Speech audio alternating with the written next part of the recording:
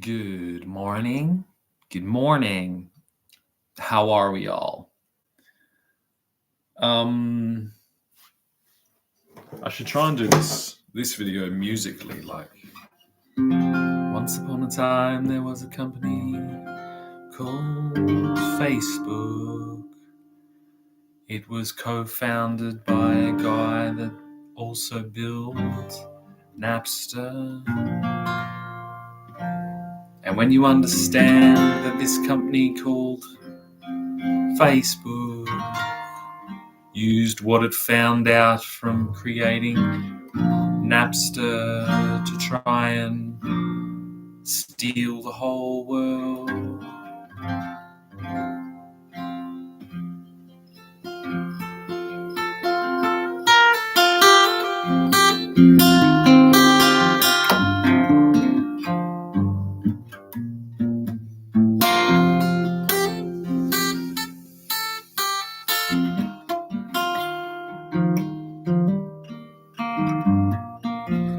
That's enough of that. Yeah, I guess we can tell the story now.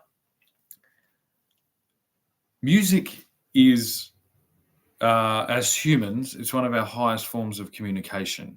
And it's not all about the words, it's about the whole thing. There's lots of things going on.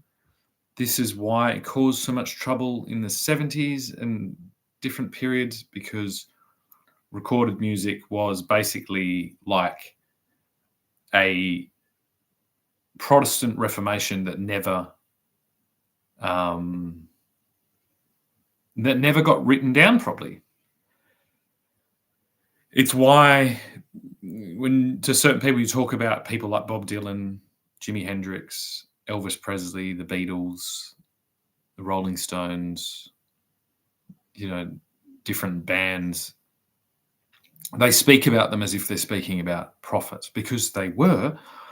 They just did it through the metric of recorded music, which didn't exist before this period. And so it's very difficult to talk about something that hadn't happened before. It had only happened in analogous representation, which would be the Protestant Reformation, which would be the printing revolution, the Gutenberg revolution.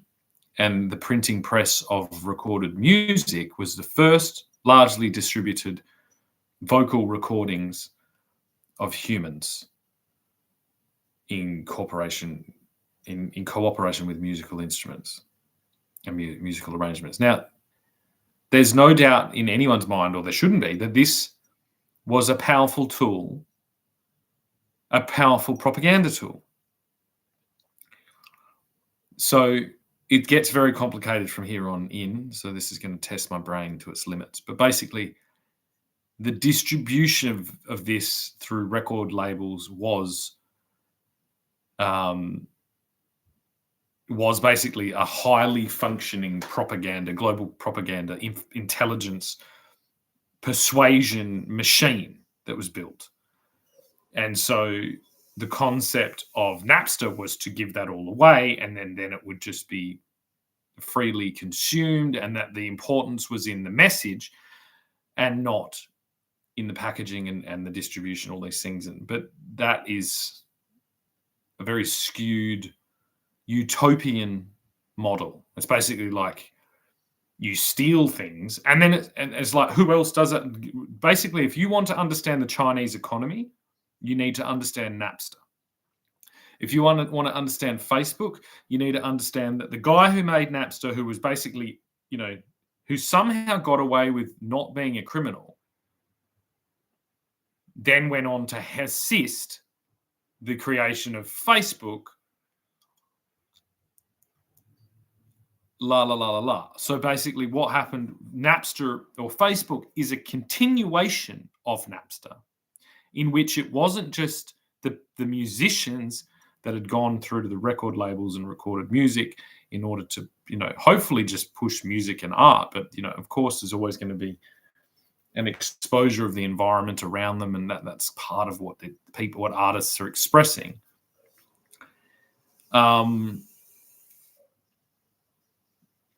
they went on to do that with everyone. So everyone was now a musician, whether you were or you weren't.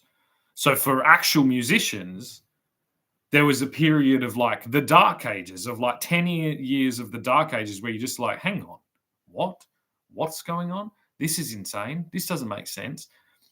To the point where we have just things that don't make sense. Like it's basically what's happening is there is a political class that is trying to use the aesthetic of a previous political class in relation to musicians and artists, in relation to a pre-existing paradigm of musical distribution that is now doesn't exist. And in fact, it doesn't just not exist.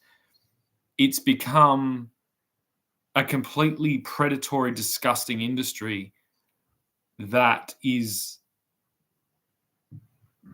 horrific. And these are all the systems that are being used to try and keep you thinking that you live in a country that has a linear timeline that all makes sense. See, previous to this, there were linear timelines to like progression. It's like we knew where we were going. The problem is when we went to distributed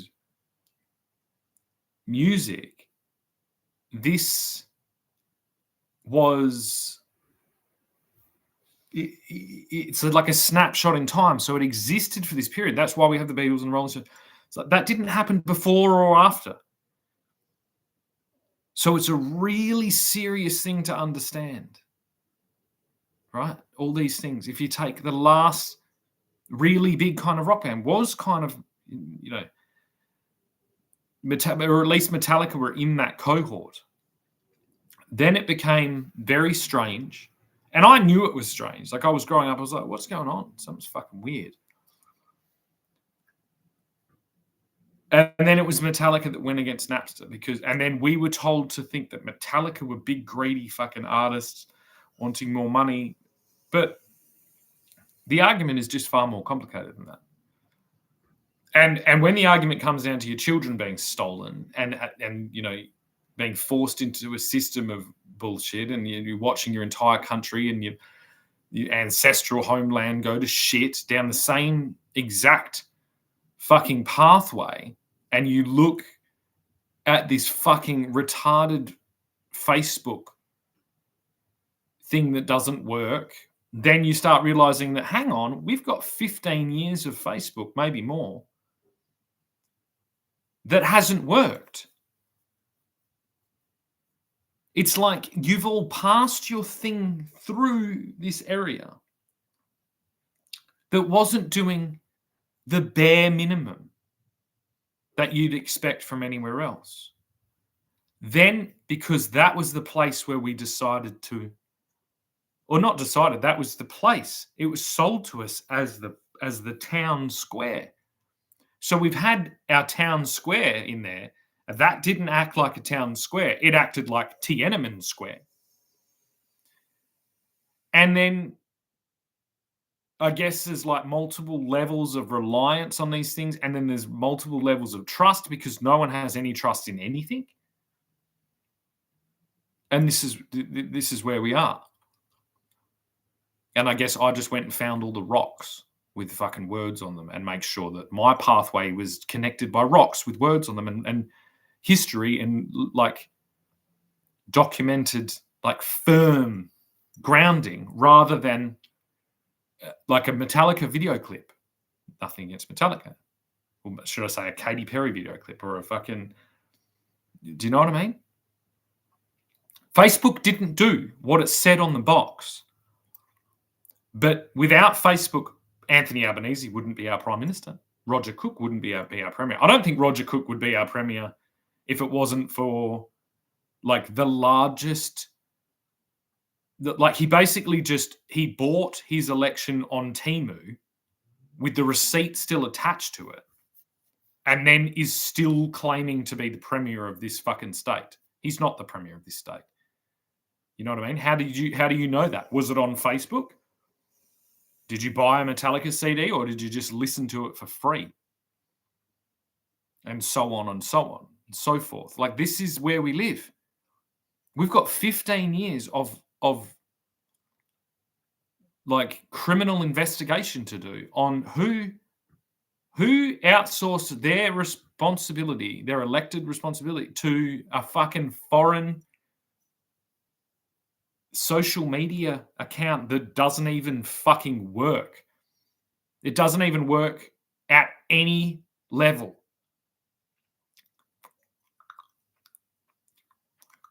It's like mainly because of like it's the same as like the record industry died because of Napster. It's like, well, humans died, lots of them, because of Facebook.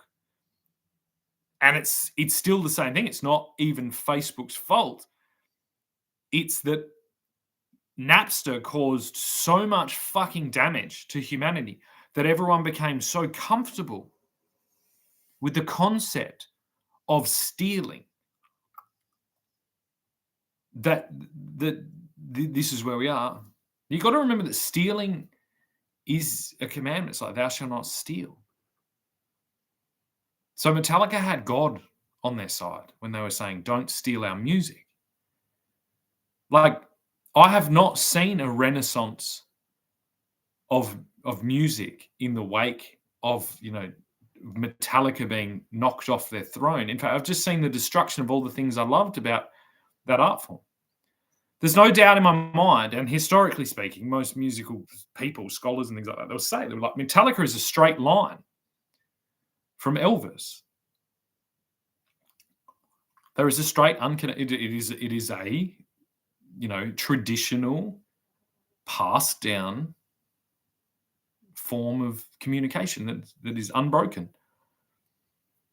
But whatever the fuck you think's going on now with music is not. And this was pretty new.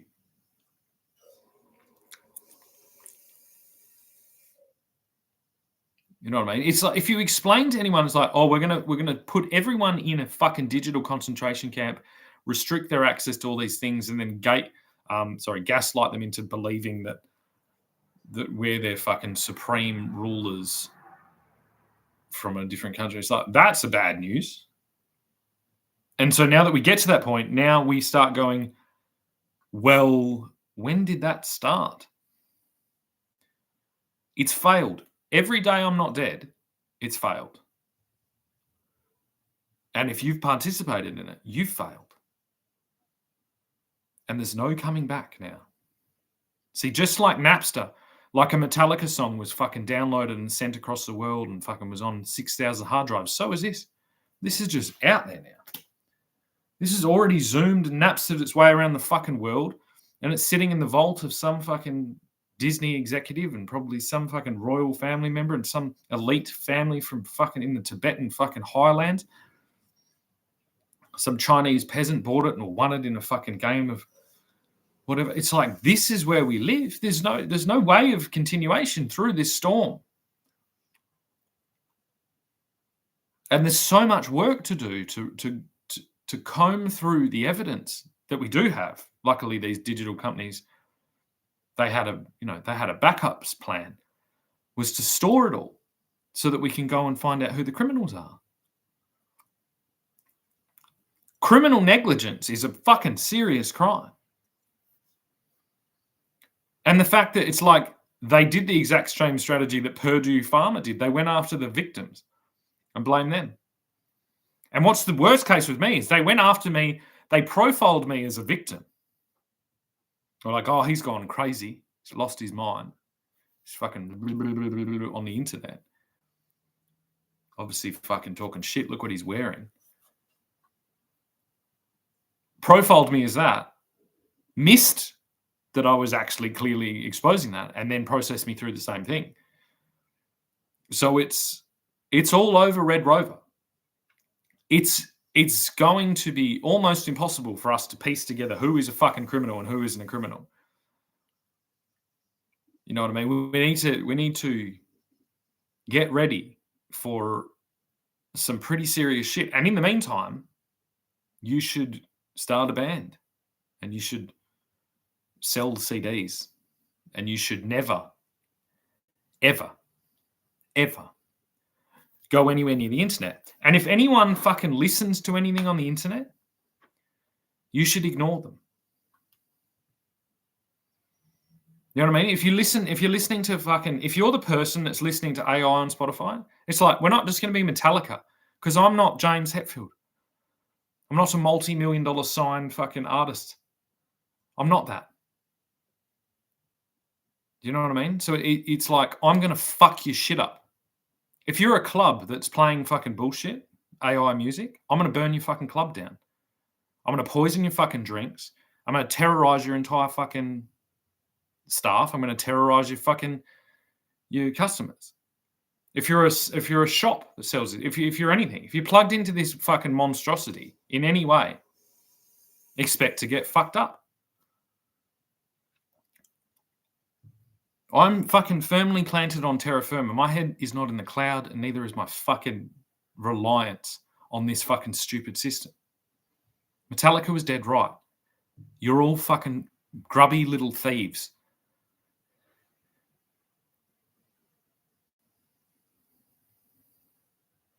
You know what I mean? I'm sure most Metallica fans would fucking, longed for the days to go back and buy a Metallica fucking CD for $30. It's fucking stupid. Because of that, we don't have a new Metallica. We've got like this weird spoon-fed thing. Everything is expanded except this, which is still the same thing. Now, Metallica would have always been coming out and doing their thing. That's great. But it shouldn't just be them. And this goes for everyone. It shouldn't be Metallica. It shouldn't be fucking Coldplay. It shouldn't be Missy Higgins. Not because they're not good musicians, because that was 20 fucking years ago. And this is proving my point. We've been stuck in Facebook fucking dystopian hell for 20 fucking years. And it shows. And we're very, very pissed off, in the words of fucking Tyler Durden. We're very, very pissed off.